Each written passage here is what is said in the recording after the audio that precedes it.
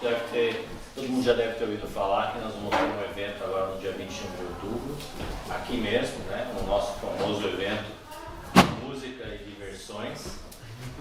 Nós vamos ter aí uma série de atividades com o tema do Halloween, um Halloween familiar, um Halloween para criança, então é uma coisa bem light, né? E por isso a gente vai ter aí concurso de fantasia, comidas típicas brasileiras, né? E música ao vivo. Música ao vivo. Não vai ser banda, vai ser música acústica. É popular brasileira, acredito? Também, né? Música brasileira. MPB, música popular britânica. Então, quem ainda não estava sabendo, né, a partir de agora está. E para isso nós estamos aí planejando uma série de coisas bem legais. Então, participem, convidem os amigos para fazer essa festa ficar mais legal do que a gente está acostumado. E também nós temos um sign-up, né, para ajudar a nossa organização. Nós temos um sign-up onde as pessoas podem ajudar contribuindo com os produtos que vão ser oferecidos na festa. Então, quem puder e quiser ajudar a gente, fique à vontade, tá bom? Estamos aceitando salgadinhos, bolos, tortas, coisas de comer para a gente poder oferecer na festa, tá bom? Ajuda bastante. E logo na semana seguinte, no sábado, nós vamos ter o nosso evento lá de ajuda ao pessoal do Hope. Um shelter que ajuda os homeless ali da área de Pônei ali, onde nós vamos, num grupo de 6 pessoas, vamos fazer a refeição deles, da janta, a partir vamos chegar umas 4, para começar a servir 5h30, tá? Vai ser numa sexta-feira, dia 27. Então, quem quiser participar, ainda dá tempo de ajudar com a doação de mantimentos, para a gente poder preparar lá. Né? Vamos servir lá para eles purê de batata com gravy, almôndegas, salada, sobremesa, café, né? Uma coisa que a gente sempre serviu e eles sempre elogiaram bastante. E o pessoal do Hope dava um feedback muito legal também para a gente, o engajamento que o nosso grupo tinha lá, de levar e servir, fazer um atendimento de qualidade ali, eles chamam de guests, né? As pessoas ali que estão passando por dificuldades. Tá bom? Oi? Traz aqui o mantimento? Pode trazer ou enviar por alguém ou avisar para a gente buscar. Se não for muito longe, a gente vai buscar também. Tá? E também tem um sign-up para isso, no grupo de caridade. Todo mundo tem um grupo de caridade aqui, faz parte? WhatsApp. Então, WhatsApp do grupo de caridade. Então, quem tiver interesse, o Ricardo pode, na hora do passe, ele pode instruir vocês e colocar o nome de vocês no grupo da caridade, tá bom?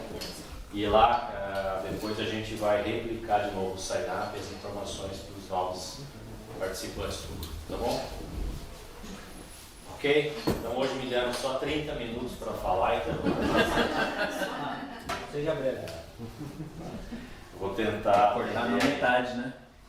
Foi até em oração para que eu fizesse a situação com outra crítica. Bom, então hora, né, como sempre, um momento de filosofar um pouco. Né? Convido vocês para essa viagem filosófica sobre esse tema aí do mundo espiritual. Bom, o Paulo está orando já ali. O tema que nós vamos falar hoje é o mundo espiritual. Todo mundo aqui já sabe bem como é o mundo espiritual, né? Não sei, não lembro. Não? A oração. Vamos fazer a oração então. Isso, ó, você não achei que você estava orando para eu fazer isso. Ele não pegou. Vamos fazer a oração para agradecer, nos preparar para a palestra de hoje. Agradecer primeiramente o preparo que foi feito aqui para essa reunião de hoje, desde a hora do momento mediúnico, para a palestra, depois para o passe, para a evangelização das crianças. Tudo isso corra da melhor maneira possível, que nós tenhamos aí o melhor proveito possível, que vai ser transmitido e todas as reflexões que vão ser feitas aqui. Ao mesmo tempo que a espiritualidade nos trata, não só com informação, mas também energeticamente. Então, possamos fazer desse momento aí um momento bem proveitoso, para que a gente possa energizar aí para mais uma semana da nossa vida. Ok, Então vamos lá. Hoje vamos falar sobre o mundo espiritual. O que nós sabemos, pensamos a respeito do mundo espiritual. Boa noite, sejam bem-vindos. Vamos entender o que os espíritos não passaram, né, através da literatura do Allan Kardec. Eu tenho que cumprir essa parte, porque senão não passa na censura do texto, tá? E depois nós vamos entender das respostas deles, né, o que a gente consegue interpretar hoje como uma visão mais atualizada. Lembrando, né, que o livro do Kardec foi escrito já há muitos anos atrás e os espíritos deram uma explicação, né, e hoje nós já temos uma série de outras informações a respeito do mundo espiritual. Então nós vamos fazer aí uma reinterpretação de tudo que foi dito, de maneira bastante filosófica mesmo, porque acredito que nós não temos ainda a condição de compreender bem, né, como que é esse mundo espiritual, até pela nossa limitação de consciência. Então, vou fazer um breve resumo aqui do que os espíritos ensinaram para o Kardec, e o Kardec colocou lá no livro dos Espíritos. Os espíritos dizem a Kardec que o retorno ao mundo espiritual ocorre mais ou menos rápido, dependendo ou seja, mais ou menos rápido e também com mais ou menos perturbações, dependendo do grau de elevação do espírito, né? Então, um espírito que já está, de certa forma, mais evoluído, né? E esse evoluído também é bastante questionável, o que é a evolução, mas isso ocorre de maneira mais fácil, rápida e com menos perturbação. Um espírito mais apegado ao plano físico, isso ocorre com mais perturbação e até demora mais tempo. Eles dizem ainda que lá no plano espiritual se poderia, de uma maneira didática, né, classificar os espíritos também pelo seu grau de elevação. E aí o Kardec cria as faixas de elevação, de maneira que ele mesmo fala. São faixas didáticas, porque não é possível fazer uma separação muito discreta disso daí. A coisa tem a sua zona cinza. E aí, Xará, beleza? Beleza. Então existem essas faixas de grau de elevação, que vão desde as faixas dos espíritos mais perturbados, mais arraigados ainda, né, vamos dizer assim, nos seus, na sua parte animal, né, nos seus instintos animais, até os espíritos de luz, espíritos extremamente evoluídos, próximos dos espíritos puros, né? Então, e ele faz uma classificação de quais são as características, né, eles agrupam e põem as características, tá? Que também já foi motivo de palestras, acredito que o Bárbara tenha feito uma palestra dessa, certo, mano? Então, quem quiser, está lá no YouTube falando sobre a classificação dos espíritos, tá? E também os espíritos nos falam sobre a existência de vários mundos, onde os espíritos não se assemelham ao ser humano, tá? Inclusive, acho que foi a minha palestra da semana passada, que fala que dependendo do mundo que nós estamos falando, esses espíritos têm formas diferentes, matérias diferentes, a energia é diferente, então tudo é diferente dependendo do mundo que ele está e também do seu grau de elevação, né, sendo mais material ou mais etéreo. E ele fala ainda que mesmo no nosso orbe, a forma humana só se dá para espíritos que ainda estão próximos da nossa faixa de vibração. Então, se a gente pegar mesmo no nosso orbe, né, que de certa forma atua no nosso orbe de uma maneira mais direta, dependendo do grau de elevação, esses espíritos não têm a forma humana, eles já são uma coisa mais etérea, né, e pode adquirir a forma humana, mas para isso precisam de um processo de baixa de vibração para eles readquirirem a forma, porque eles precisam de uma matéria mais densa e assim eles reestruturam novamente a forma humana, tá? Que é o que aconteceu, se alguém leu lá no livro do André Luiz, né, que o Chico Xavier colocou, a mãe do André Luiz, quando ela vem para o nosso lar, ela precisa se materializar e tomar a forma que ela tinha antes, né? Mas ela não tinha mais aquela forma no plano que ela estava. Mas então, o que esperar no momento de nossa passagem para o plano espiritual? O que vocês acreditam? É lógico que todos vocês acreditam, né? Todos nós acreditamos que nós vamos fazer uma passagem rápida, né? E já vamos chegar lá deslumbrando, né? os campos floridos e tudo mais. Amém. É mais ou menos, o que vocês pensam a respeito dessa passagem? Se vai ser mais ou menos tranquila, mais ou menos o lugar que vocês vão, quem vocês vão ver? Vocês têm uma ideia? Vocês chegam a pensar sobre isso? Não perde tempo. Você quer uma resposta honesta? Uma resposta honesta. O que você espera, Paulo? Eu acho difícil. Você acha difícil? Eu conheço, acho que vai ser difícil. Você acha que não vai ser uma passagem meio direta? Não é não. Não? A minha pelo menos não. Vai ser turbulenta. Os campos Fale por você. Fale por você. Nós todos vamos pro Violetas na Janela. Ele detesta esse livro. Temos de algumas literaturas, como na série Nosso Lar de André Luiz, que foi psicografado por Chico Xavier, que uma das, vamos chamar de hipóteses, porque tem espírita que não acredita que exista o nosso lar, então não podemos falar que é assim, tá? Mas vamos colocar como hipótese que isso seja uma informação verídica, porque é muito aceita também pelos espíritas. Mas lá no Nosso Lar, o André Luiz ele descreve a existência de umbrais de depuração, onde tem muita dor e sofrimento, que ele passou inclusive por muitos anos. Aí depois eles descrevem também a existência de colônias de trabalho e estudo, onde ele foi resgatado, foi tratado e depois foi colocado lá para exercer uma função, para ele poder estudar e tudo mais, e trabalhar, ajudando lá nas câmaras de recuperação, é isso? Sim. Quem que é fã do Nosso Lar aqui?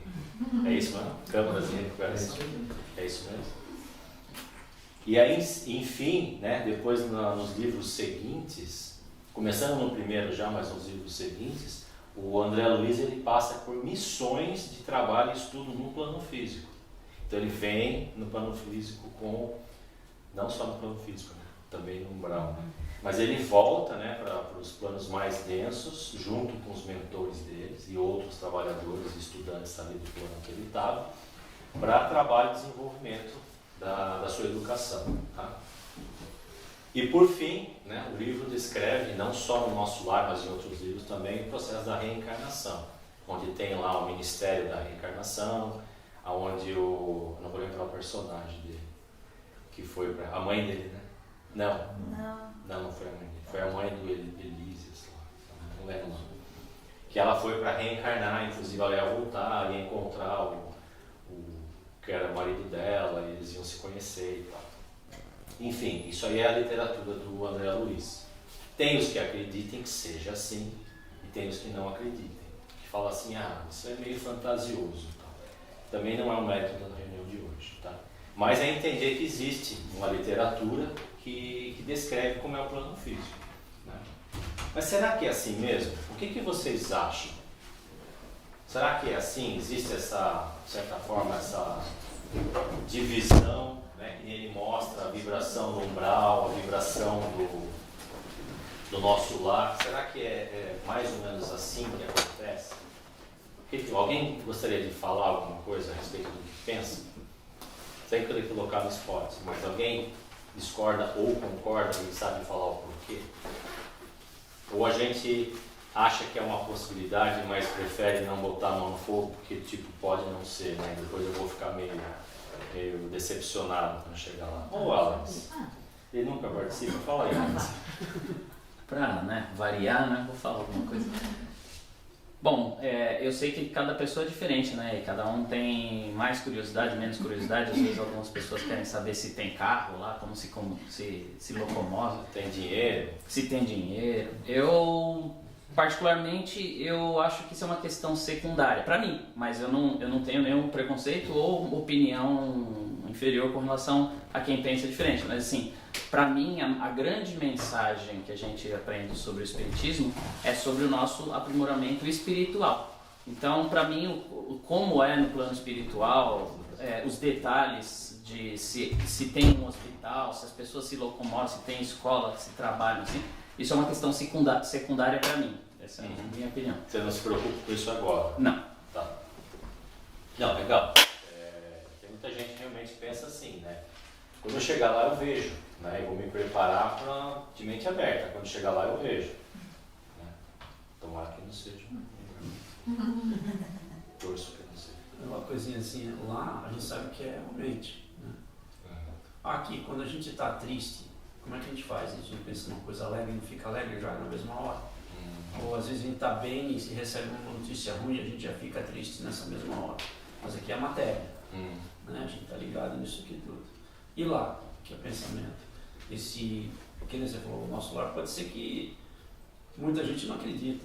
Mas se todo mundo pensar lá que existe o nosso lar, o pensamento vai fazer alguma coisa do plano espiritual, porque lá é o pensamento que, teoricamente, é o que a gente entende.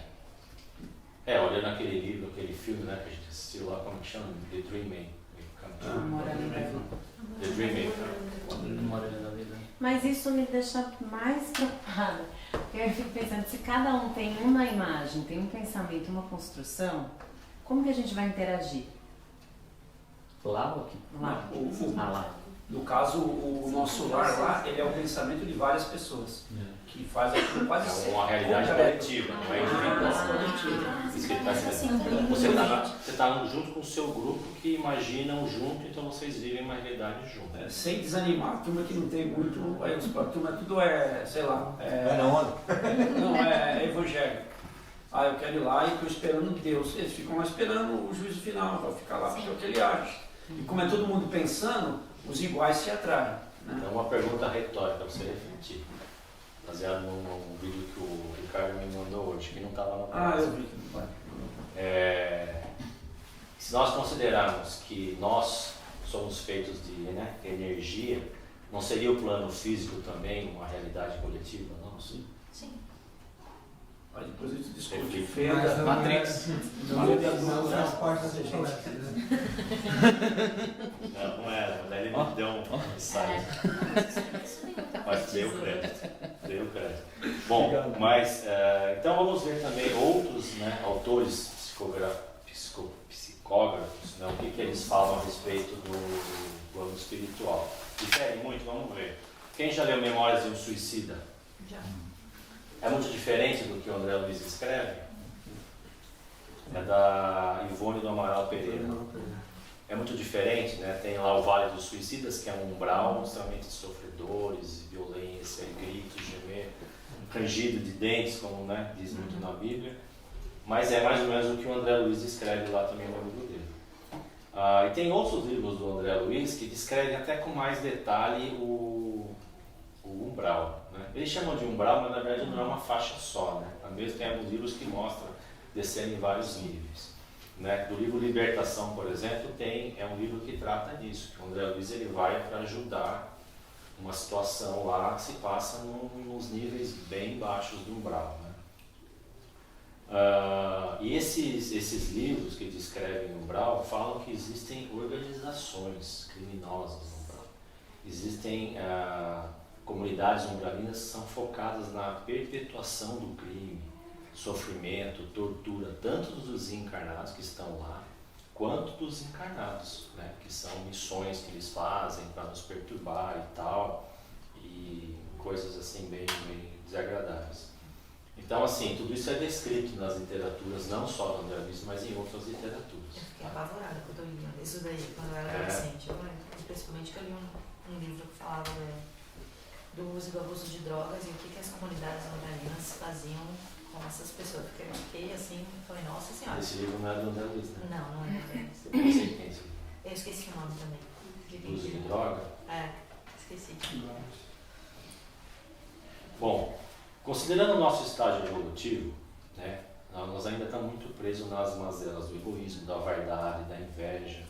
E também considerando que essas situações lamentáveis de violência, crimes e guerras e atos desumanos, como nós estamos vendo, né, que está acontecendo lá em Israel, no Hamas, né, ou na Rússia ali com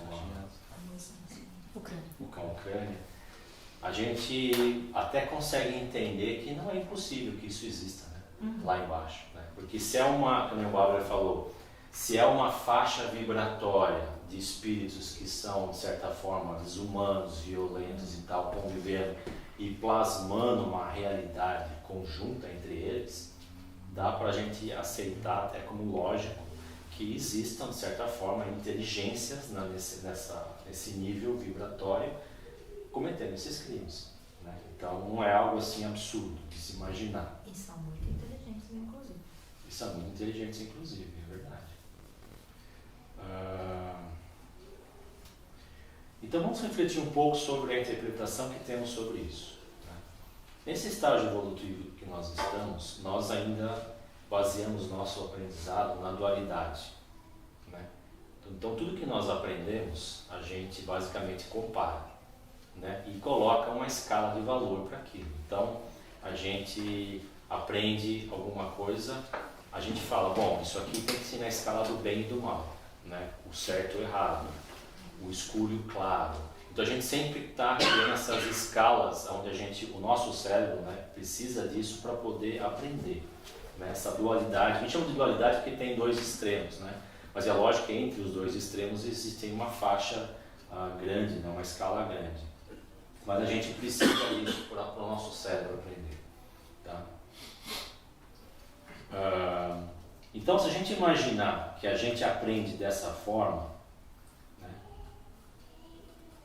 a gente vive num mundo com uma limitada perspectiva dualista. E por isso que algumas vezes, alguns temas, né, parecem não fazer muito sentido para a gente. Quando a gente fala assim, pô, então Deus criou tudo, Deus criou o mal. Se Deus não criou o mal, Deus não existe, porque o mal existe. Então quem criou o mal? Existe então, né, o anti-Deus? Então a gente começa a entrar numa discussão até meio sem sentido, porque na verdade foge um pouco da nossa capacidade de colocar na escala dualista. Né? Fala, pô, mas então se existe um Deus soberano, justo e bom, justo, dualista, justo e injusto. Bom, dualista, bom e mal. Né? Soberano, quer dizer, o que sabe tudo, pode tudo, e o que sabe nada e pode nada. Então a gente sempre tenta colocar tudo na escala dualista. Né? Alguns temas fogem, por exemplo, da nossa compreensão. E aí a gente começa a achar muletas para tentar explicar. Então, por exemplo, você pega lá um caso de uma mãe, uma pessoa de bem, honesta, trabalhadora, simples, humilde, né? Que dá exemplo das suas atitudes, e ela tem filhos, ela cria os filhos com muito amor, muito carinho e tudo mais. Aí o filho vai lá, ou ele morre, ou ele entra para o mundo das drogas, do crime, etc. E essa mãe sofre e morre de tanto sofrer. A gente fala, meu, como entender isso? Porque se ela é uma pessoa boa, por que ela não teve, por mérito, né, ser feliz? Aí a gente fala, bom, deve ter uma explicação em outras vidas, ela deve ter feito muito mal em outras vidas. Ainda assim, se ela veio nessa vida e acertou tudo, ela não teve o mérito do perdão divino? Ninguém acertou. Então Deus é justo? Então a gente começa a entrar já num pensamento onde a nossa dualidade parece não fazer muito sentido. E a gente começa a buscar explicação para fazer sentido. Ah, mas que ela fez tão mal no passado que ela vai precisar de 10 vidas assim para poder pagar pelo que ela fez. Entendeu? Então a gente começa já a colocar isso num cenário muito limitado dualista. Né? A gente não entende. Dá um outro exemplo aqui. Né?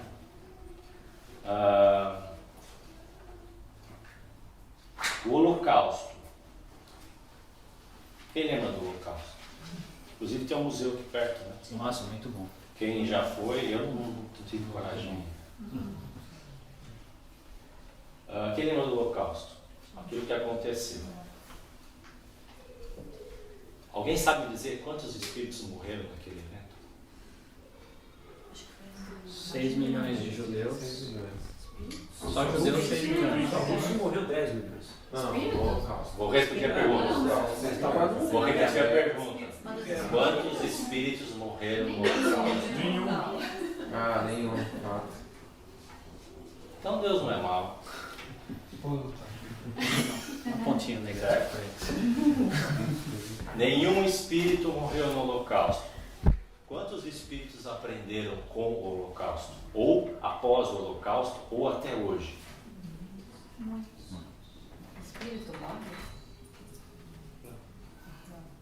O corpo morre. Mas quantos aprenderam? Era uma pergunta pegadinha. Vai aprenda. Então isso é uma maneira de a gente mostrar o seguinte, a gente vê muito o evento contra a morte do corpo físico, o sofrimento do corpo físico, né? Mas nenhum espírito morreu.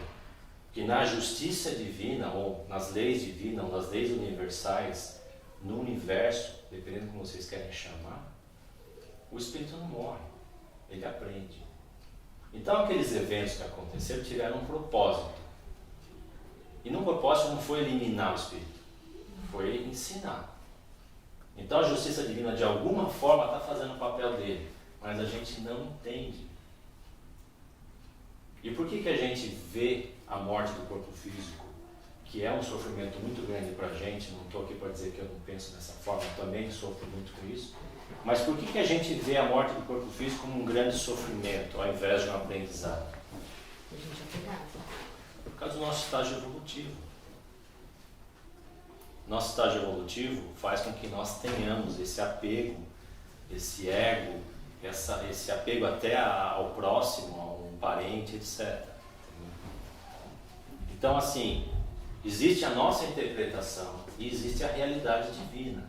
A realidade divina não é totalmente compreensível para a gente. E muitas vezes não é nem aceitável. E quem perde, por exemplo, um ente querido, se alguém chega e fala assim, fique tranquilo, Deus sabe o que faz. Eu sou capaz de devolver. Só falando. Por quê? Porque a gente não aceita isso. Agora a gente pode até aqui, né, numa reunião espírita, a gente falar que entende, mas a gente aceita. Eu acho difícil a gente aceitar isso quando acontece com a gente. Por quê? Porque nós ainda estamos muito apegados aos nossos instintos, da sobrevivência nossa e dos nossos. Bom, mas essa perspectiva dualista, ela ainda é muito útil para a gente, porque ela faz com que a gente busque a nossa sobrevivência, e a sobrevivência faz com que a gente tenha a oportunidade de aprender por mais tempo aqui no plano terrestre. Então, não vou dizer que é uma maneira errada de ver, é só uma condição que nós temos momentaneamente.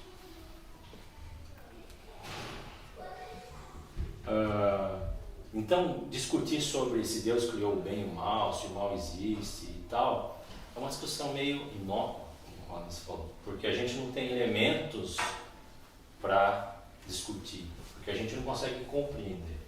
É que nem botar duas crianças para discutir, por exemplo, física avançada. Eles vão até falar o que eles acham, mas está longe de ser a realidade, está longe de ser perto da verdade. Né? Bom, e se o André Luiz, sabendo disso quando esteve no plano físico, plano espiritual, se ele falou assim, mas se eu explicar isso, eles não vão entender. Então eu tenho que achar uma maneira metafórica de explicar. Eu vou criar o nosso lar, que é o mais próximo dessa realidade aqui que eu consigo transmitir. Então existe essa possibilidade, assim como Jesus fez.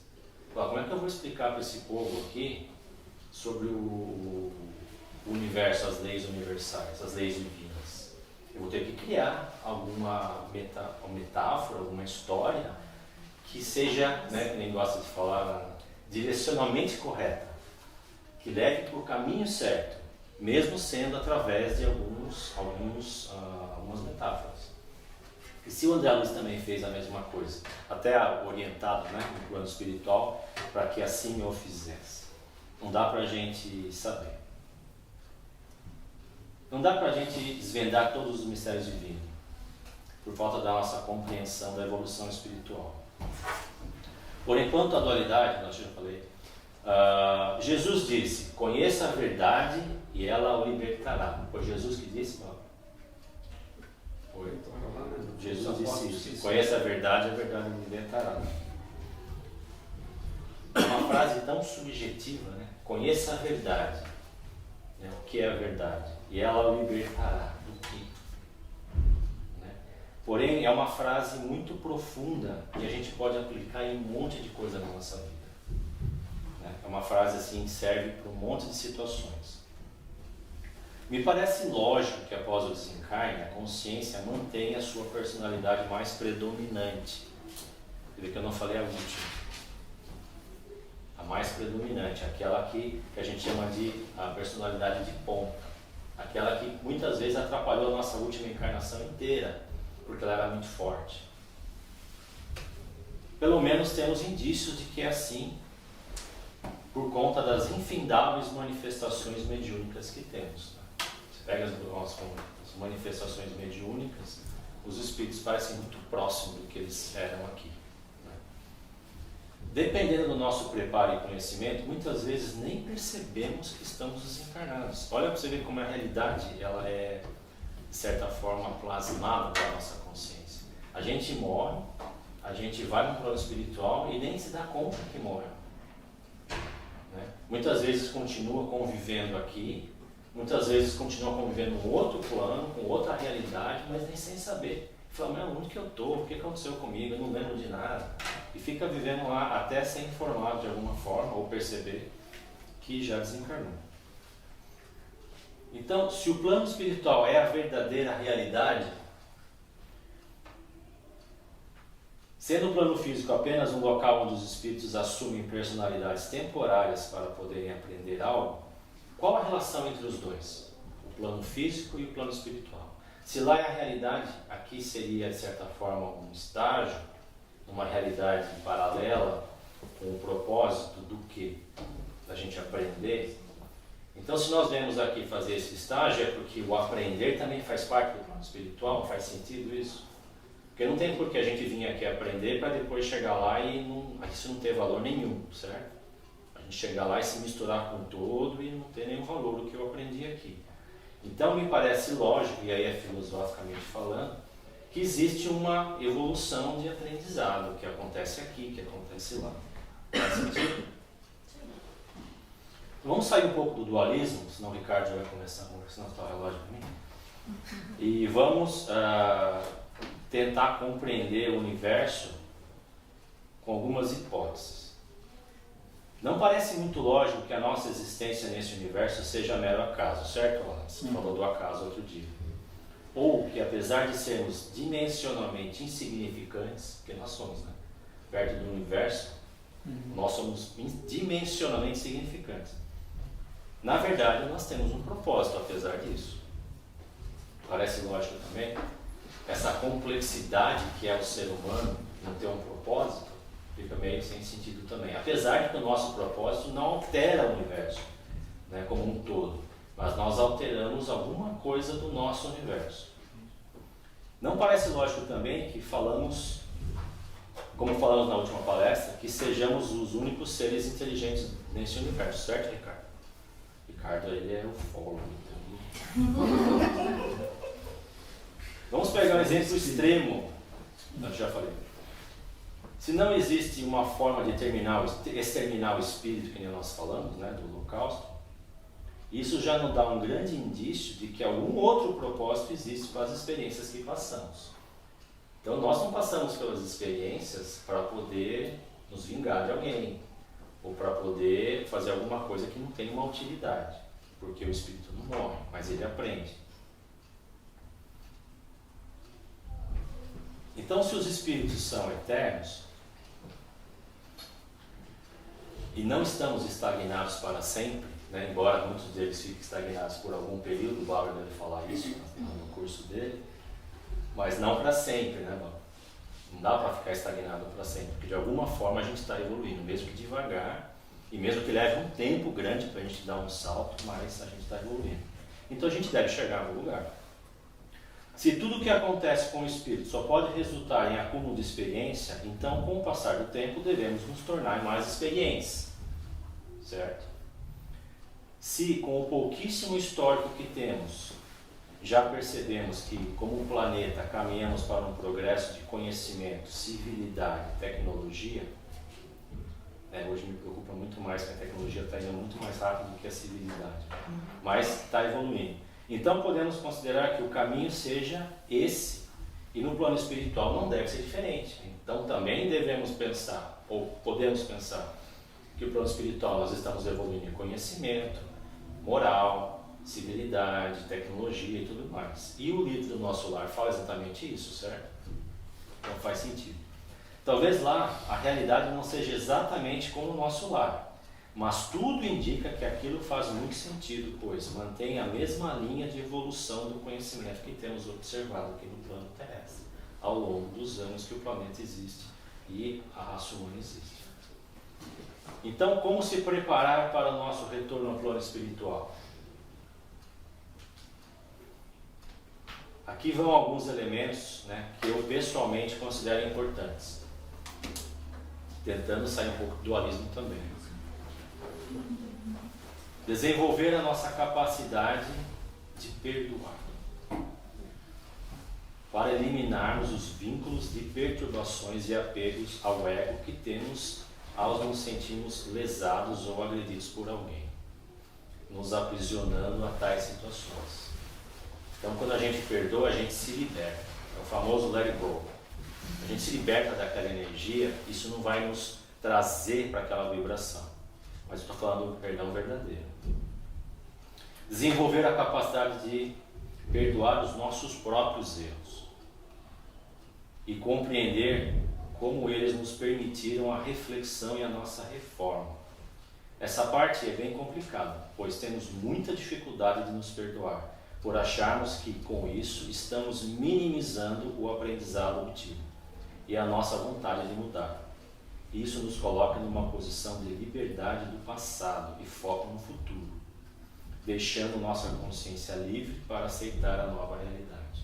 Então, quando nós perdoamos o nosso erro do passado, a gente não está, de certa forma, fazendo um pouco o caso daquilo que a gente fez. Eu sei que é muito difícil expressar, mas como nós deveríamos pensar, a gente não está achando que eu estou fazendo um pouco o caso do meu erro e eu considero o meu erro muito grave. Não é isso. É falando assim, poxa, o que o meu erro trouxe de aprendizado? O que isso vai servir para a minha reforma íntima? Né? E como que isso pode me ajudar numa próxima experiência? Então, se a gente pensar por essa forma, fica mais fácil de se auto-perdoar. Desapego saudável do ego, sem deixarmos de ser gratos pelo nosso organismo físico. Ferramenta muito útil que nos foi dada para a nossa temporária jornada terrena. Ainda que com o desenvolvimento do amor próprio e uma vaidade saudável, precisamos desenvolver a empatia e o altruísmo, compreender e aceitar as nossas limitações e a dos outros, evitando os julgamentos hipócritas que muitas vezes fazemos. Isso nos proporciona uma maior libertação no momento da nossa transição, por não nos manter apegados aos personagens que tivemos no nosso plano físico. Então, quando a gente sabe lidar com essa parte do ego, ou seja, o ego tem que ser uma ferramenta para mim, e não o meu dono, não aquilo que manda em mim. O que manda em vocês é o espírito. O ego está aí para servir vocês, para que enquanto nós estivermos no plano físico, nós possamos usar esse corpo físico como um instrumento de aprendizado. Por isso que a gente precisa cuidar bem, precisa ter saúde. E eu falo da vaidade saudável, aquela vaidade que te causa bem, não que te aprisiona no modelo estético e faz você sempre sentir que você está, de certa forma, fora e querendo adquirir algo que você não é ou você não tem, porque isso causa uma prisão, e essa prisão muitas vezes, na hora da transição, ela pode te aprisionar num plano ruim, no plano espiritual. Manter a mente aberta e interessada em adquirir novos conhecimentos, ainda que contradigam iguais. Isso nos possibilita absorver a realidade de um plano mental mais rapidamente, enquanto que fortes crenças nos colocam em situações de delírios, perturbações e confusão. Que é muito comum a gente ver quando pessoas que têm uma fé muito ortodoxa em alguma coisa, em dogmas principalmente, e chegam no plano espiritual e se aprisionam, se decepcionam, se revoltam, porque não conseguem entender que aquilo lá era a vibração que ela estava e ela acha merecedora de algo a mais, por causa da fé. Muitas vezes uma fé até hipócrita, porque a fé que fala, não interessa o que você sente, interessa o que você demonstra. E isso aí é muito ruim. Por fim, Fariseus. Por fim, fazer o bem, porque isso nos coloca em uma vibração de paz e serenidade, evitando acúmulos de remorsos que podem ocorrer caso nossa consciência expanda e passemos a perceber a realidade com mais clareza lá no mundo espiritual. Então, mantendo fazendo o bem faz com que a gente não de certa forma, não acumule, né, esses remorsos. Porque se você fez o bem, quando você chegar lá, mesmo que a sua consciência expanda e você veja que você poderia ter feito muito mais, você ainda consegue dar algum valor para aquilo que você realmente fez. Né? E falar assim, poxa, eu podia ter feito mais, eu tinha capacidade, mas poxa, eu fiz alguma coisa. É mais fácil até de se auto-perdoar do que uma pessoa, por exemplo, que faz o mal, que é egoísta, e chega lá e ela percebe com mais consciência mais expandida o quanto tempo ela perdeu, gerando até muitas vezes o remorso. Pessoal, desculpa aí passar uns 7 minutos, era o que eu tinha para hoje. Espero. Alguém tem alguma pergunta? Se o Ricardo der mais uns 2 minutos. O Ricardo é o timekeeper hoje. Alguém tem algum comentário para fazer? Se tiver é um tema aberto, né? Não é uma informação fechada, tenha vontade. O Wallace. Vou dar graça. Não, legal o que você falou. Eu acho que, assim, uma coisa que me fica muito na minha cabeça, assim, independente de quando você sofre alguma coisa que você sente que é injusta, ou alguma coisa acontece com você, você acha que não é justo, que Deus, né, não foi justo com você, ou mesmo quando você faz o mal para alguém, né, que é mais ou menos a minha interpretação do que você está falando, né, toda vez que você se zanga, tem a cólera com Deus, ou você não perdoa, ou quando você faz o mal, você não consegue se perdoar, em todos esses momentos você está parando de evoluir. É uma estagnação, é uma âncora que te segura para evoluir, né? Mesmo quando você faz o mal, aquela pessoa que percebe que fez o mal, mas entende que fez o mal, fala, bola para frente, vamos fazer o bem agora. Agora eu vou compensar aquele mal que eu fiz com o bem. Essa pessoa está evoluindo. É muito melhor do que ficar se martirizando, se autopunindo, né? Achando que é uma pessoa ruim, que nesse momento ela está só, né, deixando de aproveitar uma oportunidade de fazer o bem, que pode fazer ela avançar muito mais rápido.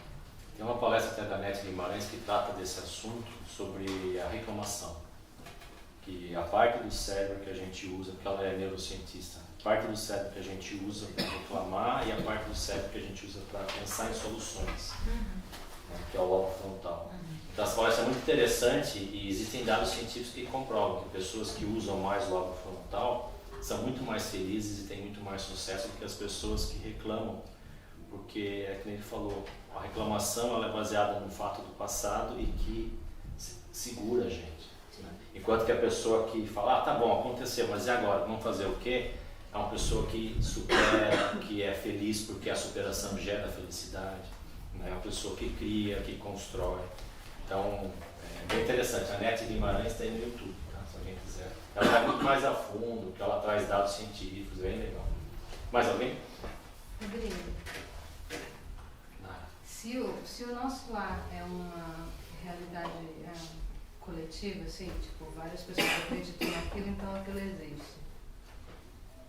Se a gente resolver aqui que a gente vai imaginar uma coisa, tipo, mega bacana, e todo mundo resolve acreditar nisso, resolveu o problema.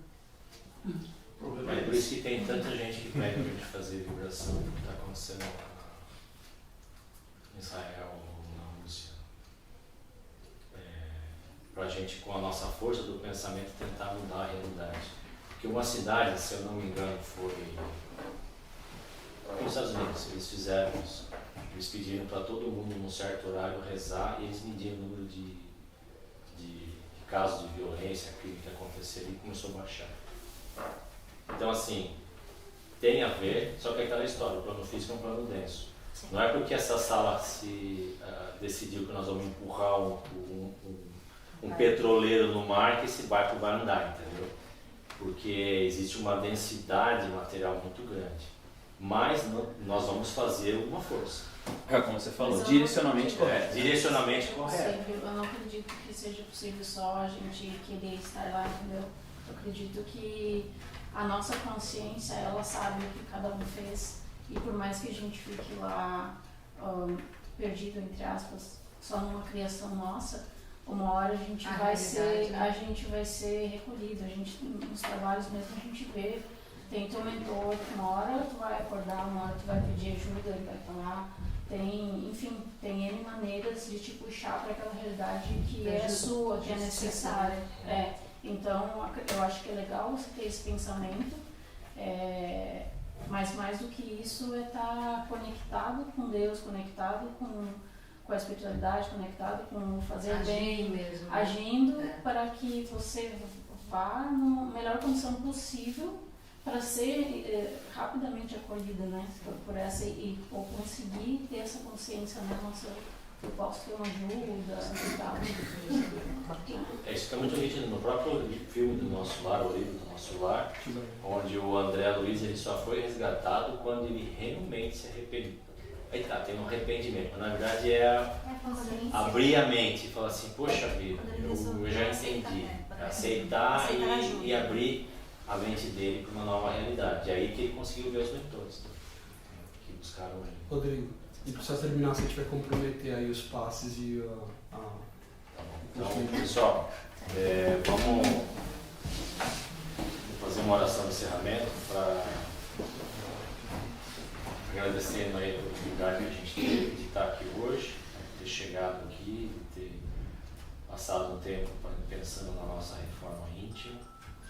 Agradecer a espiritualidade pelo tratamento que foi realizado aqui durante a palestra, que vai ser realizado ali durante o passe. Que nós possamos retornar e continuar o nosso progresso, transmitindo também as informações, as energias, os sentimentos para os nossos familiares, amigos, todos aqueles que, de certa forma, fazem parte do nosso círculo de convivência. Agradecendo ao nosso Mestre Jesus,